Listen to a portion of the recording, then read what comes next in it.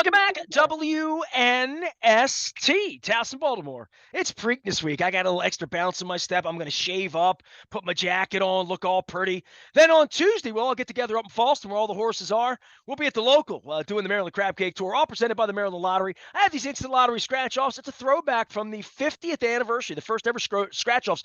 They've been lucky. I've had a lot of winners. We had winners at Fadley's. We had winners at Captain Larry's. I had winners the crab race this week down at Lexington Market. We are giving away some tickets. We'll be giving those away in Falston. Also, our friends at Window Nation, 866-90 Nation. You buy two, you get two free. It's 5 years, 0% financing, putting us on the road for the Maryland Crab Cake Tour and many, many crab cakes and oysters. And when I get a little thirsty this time of year, some beer to wash it all down. We'll be doing that. I'll tell you what, it's Saturday. It is the 148th running. I know that because John Wade had a P148 behind him all night on Monday night. I got to hang out with this guy a little bit and all sorts of my track dogs. I mean, GQ, the great Gary Quill was in the house reminding me that I once gave him my Alex Lifeson red jacket that he wears every Preakness. So if you see a guy wearing the red jacket from Alex Lifeson's exit stage left video of 1981, it is Gary Quill. This guy has been doing racing here for a couple of weeks. If you tune in on a Saturday morning, you hear our golf guys from Charlotte from 8 till 10. And then Frank brings a very, very local flavor to what's going on here in Maryland. He was a part of the John Waite and the post position draw. And I only had one beer, although it was a lovely, lovely evening out in Halethorpe where they brought the ponies together. How are you, Frank Vespe? A pleasure to have you on. Always a pleasure to have you on Saturday mornings as well around here. And I know you're following the horses a lot more than just this Saturday here. I am. Thanks for having me on, Nestor. I appreciate it. And it was good to see you last night. How, do you guys enjoy John Waite? You seem like you were into it. Better to see my wife always than me, and everyone points that out. But yes, John Waite was great. I'm going to have David on from the Thoroughbred folks who put the event together. I saw politicians, I saw horse racing people, but I saw something that, look, you're an old schooler like me, and you're in. I mean, you can give everybody your background and your credibility in the horse racing space, but it's like I told Marty McGee this morning. It's like I'm going to tell Dick Girardi, and Bob Baffert texted me 5 times from the post position draw Monday night apologizing that he's not coming on this year because he comes on every year. But there are those of you who live this, and it's a hard life and it's a hard business, and everything, all of my lifetime feels like it's stacked against the race, the Preakness, horse racing, doping, the problems they have at Churchill, purses, Triple Crown, no one else but Mage coming to the race. But on Monday night, I get all wistful again. I see a dude dressed as a legitimate Black-Eyed Susan, which was hilarious. There was all, and I get the spirit of what, and I'm doing I'm the honorary ambassador crab jockey, whatever the hell that is. I'm at Fadley's on Wednesday this week. Man, I'm Baltimore positive. I like Monday nights with John Waite where people can come out and celebrate Preakness nights. Yeah, no, it's, as you said, there are a lot of issues facing racing, a lot of issues facing Maryland racing in particular. But this time of year, this moment, this week is a time to celebrate and a time to be positive. And it's a great race. It's got a great history, a great tradition behind it, and people enjoy it. Not people in Baltimore, people in Maryland, but also horsemen coming in from out of state. They always say, this is my favorite of the Triple Crown races. Baffert has said that to me for 25 years, yep. And he literally means it. He's like, we come in, people are nice to us, we get a crab cake, it's manageable. It doesn't feel like the Derby is just, have you been to the Derby? I've been several times, and the first time I went, I said, this is the greatest thing I've ever done. I got to do this every year. And I did it like 3 or 4 more times. And by the end, I was like, I don't need to do this ever again. I mean, the Preakness is the best of the 3 Triple Crown races, in my opinion, as a guy who attended for years as a fan and a bettor and now work at it. But it has, as you were saying, it's got a more relaxed vibe. It's not quite as chaotic as the Kentucky Derby. It's in days like today, or earlier this week, before it gets even more chaotic, early in the week is so great to be out on the backside because people are relaxed. You get to talk to the connections. They're just kind of hanging out. They don't have a lot to do. It's just a nice vibe, and so I'm a fan of the Preakness. Well, give everybody your background in horse racing and how you Sure. get to this and get to this honestly. And then, I went down the backstretch and around 5 turns with Marty McGee earlier this week about the Baltimore Sun in the 1980s and Charlie Ekman and Chris Thomas and Andy Byer and Clem Florio and just all of that that means a lot to me. The race means a lot to me, and I've seen all aspects of everything sort of deteriorate while I've spent this week talking to the Randy Mosses and the Donna brothers and the, on and on, trying to breathe a little life and a little interest into it outside of the people that are already interested. And you're Right. obviously very vested, very interested. Your show airs here each and every week, but give me a little flyover for your interest in it, what keeps you going, and how my audience may be engaged this week to fall in love with it either for the first time or all over again. Well, so I started in racing as an adult as just a gambler. I liked betting on the horses. I learned from an older relative who kind of taught me the lay of the land, and we started coming. We went to Saratoga together. Then we started going to the Preakness together. And so I started that way. And then maybe about 10, 12 years after that had started, my wife came to me one day and we had gone to the Kentucky Derby and she enjoyed it. And she handed me like a prospectus to own a piece of a racehorse and said, "What do you think about this?" And I looked at it and it was manageable price. I said, "Okay, sure, let's try it." And from there, I gradually lost my mind and, started I've done that to, with Pacifica Rock belt buckles. You can ask anyone. So, it's possible. I lost my mom with baseball and football and hockey and sports and radio. I mean, once you yeah, die, but that's life, right? You want to be passionate about passionate something, right? about things. Like And, and literally. and then so I started running some racing partnerships, and as I was doing that, I was watching, and the Washington Post and the Baltimore Sun were pulling away from covering racing, and it was kind of disappearing on TV. And I said, "There's a niche here, like to cover sort of mid-Atlantic horse racing. There's tons of racing in Maryland, West Virginia, New Jersey, Pennsylvania." Delaware, and nobody's covering it. Like the mainstream media has pulled away from racing everywhere, and the racing media here in the racing media just doesn't pay much attention to the Mid Atlantic because the bigger races are New York and Kentucky and whatever. And so then I started the Racing Biz about 10 years ago, which theracingbiz.com is the website. And we've always had a radio show in Virginia. This year we added one here on Baltimore Positive on your show, on your station, off to the races every Saturday at 10. So I've been sort of involved in a serious way in racing for about 20 years now. All right. So you're involved in racing. You do the show. What does this week mean? And for me, having monitored Spend a Buck at the beginning of my media career in 1985, and That's Dick quite a Girardi's one-two have monitored well, as a first one. well, Dick Girardi, is also, going to be on this week talking about how that got him to Philadelphia Park and, all of the Baltimore guy, the whole better on the backside, the whole deal. Mm-hmm. That all these years later, the Preakness still sits here, and sort of the original sin of the modern era is no horseman worth his salt really wants to run his horse in 2 weeks anymore. Whereas you used to get these maidens and claimers, and you'd run these horses 15, 20, 25 times a year back in the day. $5 million horses and stake owners and all these people that put all this money in on $1 million horses. They don't want horses injured. They don't want, and obviously, the animal rights folks are very, very involved in the industry, as they were the greyhounds, as they have been with the circus and other industries that involve these creatures. You obviously love these creatures. My wife loves these creatures. I was with Sure. Ross Petticord the other. Everyone loves the creatures, right? Yep. But Yep. bringing the creatures to Preakness, shipping them, running them in 14 days is just something that doesn't smell good to a lot of people.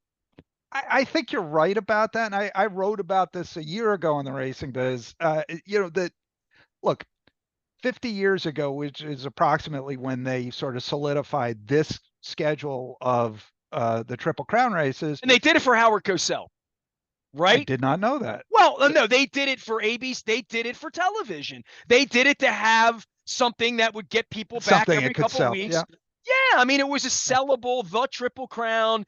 Hey man, basketball's not caught on. Hockey's Right. nothing at that. There's no Right. March Yeah, sure. Madness, right? Baseball's October, Super Bowls. Let's own something. Let's own. Masters is over. Let's own 6 weeks of I mean, come on. That's how this was a Rune Arledge. It has to be, right? I mean, why It else makes would he sense. do it that way? I hadn't You know? heard it or thought of it, but Well, it the makes only a reason lot of I know sense. of racing really as a kid was Secretariat in '73. Yeah. Seattle Slew affirmed Aladar Yeah. Spectacular. You can go through those names, right? I was 6, 8, 10, 11, 12 years old, and it's fed me for a lifetime that I'm interested in it, but Yep. other people aren't. I mean, it's, you know how it is. It's this thick and this wide, and not, we used to be every Oriole fan, every Colt fan was all into the Preakness, 120,000 strong going Right. out there. Right. I don't look. I wonder this with the Orioles all the time. You know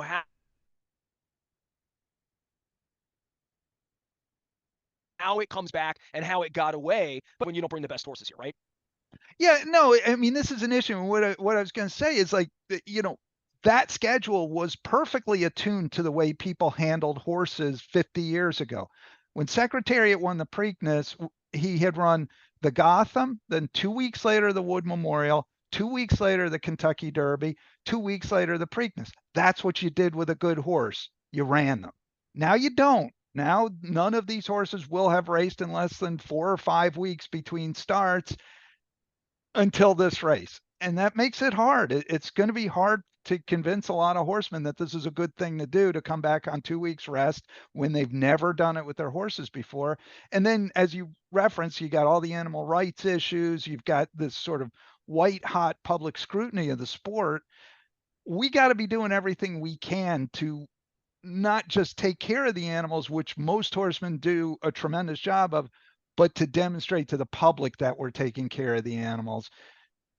And I just don't know that this schedule doesn't jibe with how people handle horses anymore. I don't know that it jives with what the kind of treatment people expect from us now. I've seen so many written things, Frank, about, not just this is how to redivide and redistribute the American League East or the NFL and what division you need to be in, but there's no sanctioning body for No. this in that way. And this was really the Achilles heel when the liquor companies got together and the industry got together back in the 80s on Visa, putting money together to say, all right, we're going to over incent you to win a Triple Crown and to not race at the winner of the Derby at the Preakness, because there'll be a whole lot more money in it for you if you get involved in all three races. To your point, there's no outrageously incentive like, let's say, the live golfer guys, where you're just being overpaid to a ridiculous amount of money to maybe risk your animal or your ownership stake in the animal or to win the glory of the Triple Crown, whatever that value may be at this point. Now, you can ask Bob Baffert the value of,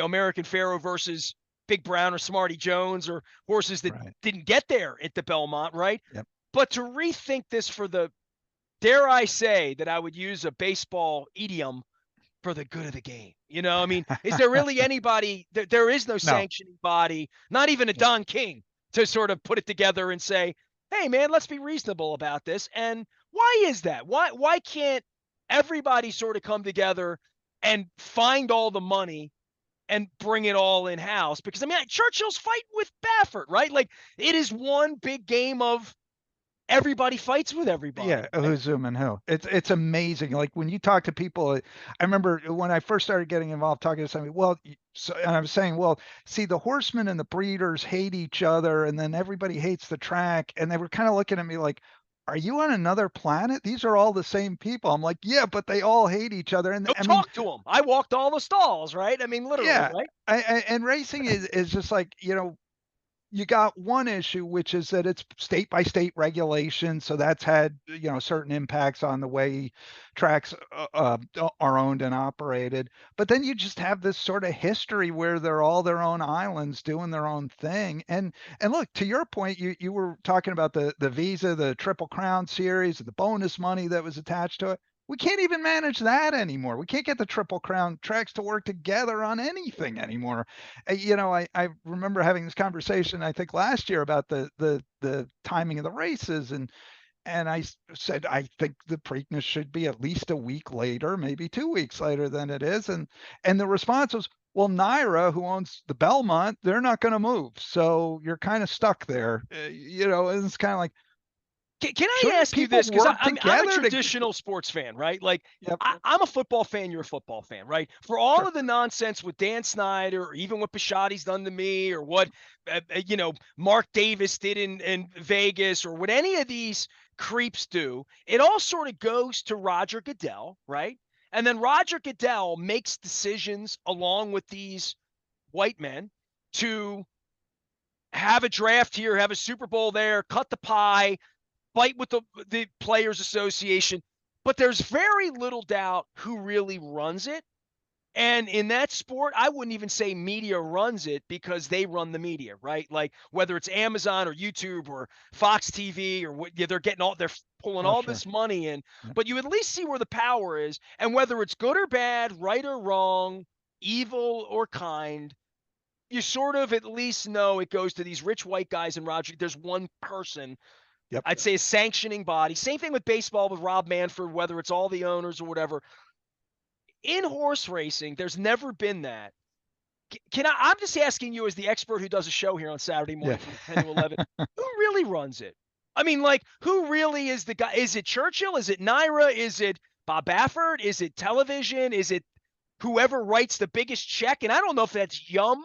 I don't even know. I don't know if it's a car brand. Like, who bets the biggest on not betters, but who's all in on this, that could bring 3 or 4 people or 5 people into a room and say, we really control this. Let's figure it out, even if we hate each other. Because it always seems to me that it feels like it has to go that direction. It's what killed boxing. You know what I mean? Like, and it's the sports, it's what's killed baseball, is that the players and the owners have hated each other for 80 years and can't. That's why the stadiums are empty. Now they're all making money, so they sleep better, but it hasn't made for a better game. Yeah. No, it's a good question, and that's really it's a big issue in racing, is that it is to a large extent a rudderless ship. And so it's more like there are power centers. So Churchill is a power center. They own multiple tracks. They own the Kentucky Derby, which is the most important event. The Stronach Group, which owns Laurel and Pimlico, is a power center. They own the Preakness. They also own Gulfstream Park and Santa Anita in California.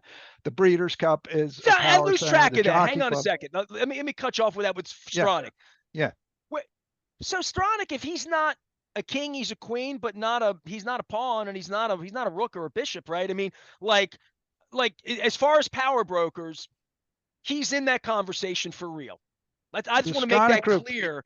That yeah, yeah, yeah. I mean, Frank is largely out of the family business now. It's his daughter Belinda, but they're in these conversations. I mean, a major reason, for example, that there was a federally created Horse Racing Integrity and Safety Authority, which is going to oversee drugs and stuff.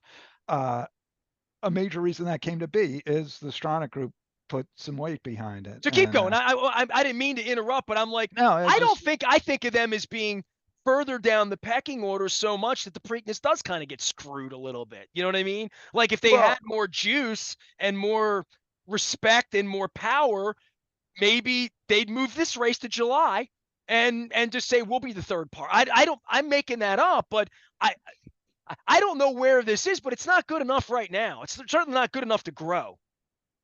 I think I, I can't speak for them, but I think they're trying to figure out what they want to do. Nestor, to be honest, and there's chatter that maybe they're getting out of the Maryland business altogether, or maybe they're pulling back and creating an opening for somebody else to run the tracks at least part of the year to race some of those dates. There's a lot of uncertainty in the industry That wouldn't right be good now. for Maryland, because we need somebody that is powerful, right? You don't want to lose your lobby and your interest in it. And certainly when you talk about Santa Anita and Gulfstream, I've been to those places and they feel big. I mean, when you go to them, they feel like, okay, you should have some juice if you own these tracks to be able to at least manipulate your piece that makes this better for everybody, better for themselves, you know. And so keep going. You have power brokers. I was going through all of this. I want to find out who are the gods.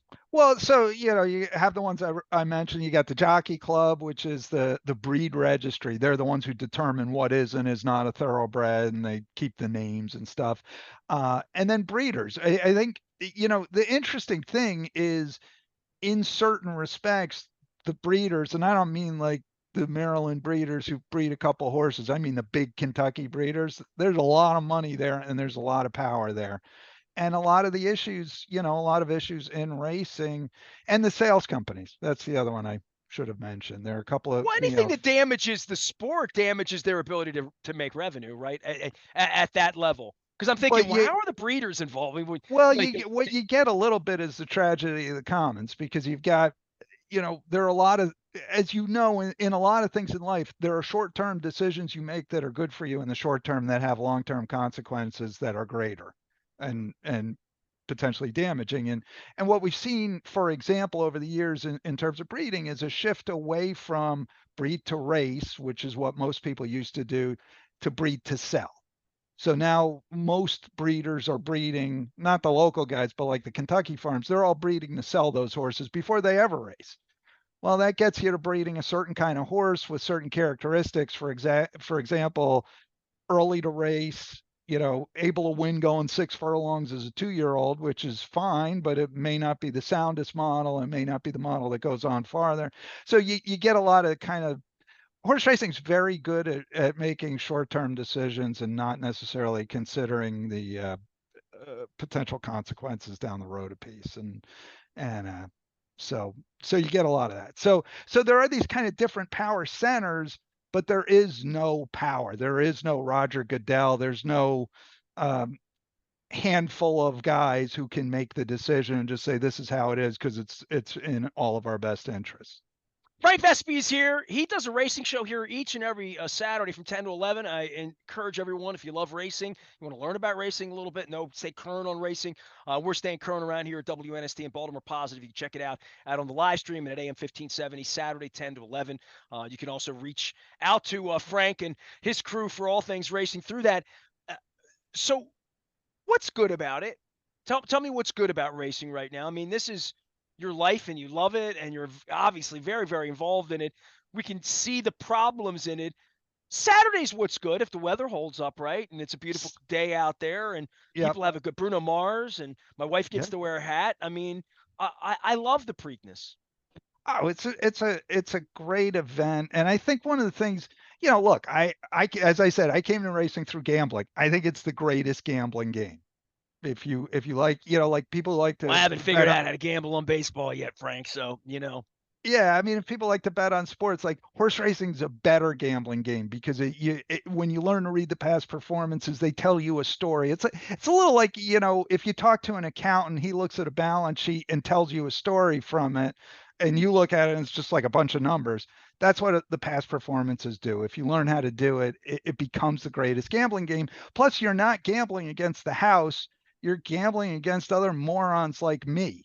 And so I always sort of feel like I can find enough morons to beat. I'm usually wrong about that, but I well, try to do Girardi it. would always tell me back in the 80s and 90s, oh man, Preakness Day, it's when you clean up because the drunk people are betting. Yeah, I mean, Like yeah. you find And you don't value, have a they would lot of say, right? days like that in racing anymore. So that's one thing that I love. Another thing that I really love about racing is it lives in this place where people and horses come together, and so it's not just about people and it's not just about horses. It's about the interaction and the kind of symbiosis between people and horses, that relationship. And that can be a really cool thing. It can be a really moving thing at times. So I think that's good. And the other thing is, man, the characters back there. I mean, this, the characters on the backside, it's like walking into a Damon Runyon story. And, here's, Sky Masterson and, those guys singing Fugue for Tin Horns. I mean, it's just, there's some great characters in racing. And so it's just endless material, endless humor, and people are good humored about that. And so those are things that I say are good. And I used to say this about, I grew up playing ice hockey, and I always said, like, if you get like a 6 or 7 year old boy to a hockey game when they're young, when they're that young, you will have made a hockey fan. And I kind of feel like if you get kids at the right age to the racetrack, you're probably going to make a racing fan. Well, I'll tell you what, I'll have a nicely reference for his Sky Masterson, and we'll do some guys and dolls. I had a really good theater teacher in high school named Bob Riggs, who brought me down with all that stuff. Frank Vespe's here on Saturday doing the racing show. Tell everybody about your business and how to find you and the other 51 weeks of the year. And obviously, you're around here on Saturday as well, and we'll be here on Saturday with a full preview for the Preakness. Yeah, no, we're excited about that. Looking forward to that. We're planning, among other things, we'll have the Kentucky Derby. One of the owners of Mage, the Kentucky Derby winner, is going to join us. So looking forward to that. But yeah, as you said, That's every my week off. Venezuelan people there now. Be cool to them right now. These guys are tremendous. I mean, it's just they've been so generous with time, so accessible, and it's such a cool story. I mean, it's a great story, and I having a lot of fun with this one. So I still yeah, see Jack Knowlton every year, and he's got the best stories. But there's the winners of these races and being around them for so many years on the back. From the time I saw Charlie Willingham with Ferdinand back there, beautiful chestnut, and D. Wayne Lucas and Nicky Zito, and just the connections to horses. I know why you love it and why you're immersed in it. It's yeah. just not in my. It's not. Baseball was in my bloodlines, not horse racing, and then football. But I've never had a bad day at the track. No, Honestly, you can't have a bad day at the track. By the way, I knew a little bit Dave Mann, who was one of the funny side guys with Jack Knowlton, and one of the first times I met him, he was saying, talking about funny side. I said I had funny side in the Derby. I loved him in the Derby, and his immediate response, and this is a total horse racing thing, was, "Well, then you must have had the exactas." right, exactly. Well, So anyway, so you can find us on your station 10 to 11 Saturdays, off to the races. Also, the racingbiz.com online. We cover mid-Atlantic racing, so it's Maryland, Virginia, West Virginia, Delaware, New Jersey, PA. So racing all through the mid-Atlantic. We've got plenty of handicapping. We got Preakness profiles of every horse. We've got all kinds of coverage going on right now about Maryland racing, and all year long about Maryland and throughout the mid-Atlantic. make me want to go watch Guys and Dolls and Technicolor and sing a little bit. But Oh, Preakness is here this weekend. John Waite was in. My wife's favorite performer, Bruno Mars, is at the Preakness, which is pulling us to Old Hilltop you on got to come Saturday to Old afternoon. Hilltop. And Yeah. then we're going to go see the Bodine Saturday night. We're going to make it a daily Oh, double. nice. There's a little racing for you there. Yeah, sure. We will do that with, it's funny how many idioms that I probably use that are down the stretch they come. And either way, Preakness is in town. Frank's here. So many of my racing buddies are dearly departed, and I've mentioned many of them this week in conversations with Marty McGee and Dick Girardi. But we still love you, Old Hilltop and Preakness. Hi ho, Pimlico. All week long, we'll be doing it around here. I am Nestor. We're doing the Maryland Crab Cake Tour up in Falston at the local on Tuesday. We have a whole schedule all summer long. We're going to be coming all over the place. Arbutus, Halethorpe, Glen Burnie, Timonium, Hunt Valley, downtown, Fells Point. They're all signed up. The whole schedule is coming after the race this weekend up at WNST. It's also brought to you by our friends at Window Nation. 866-90Nation. You buy two, you get two free. 5 years, 0% financing. Do what I did last summer. Get some new windows. You'll be really happy you did come springtime, like I am right now. We are WNST, AM 1570, Towson, Baltimore, and we never stop talking. Preakness, Baltimore positive. Stay with us.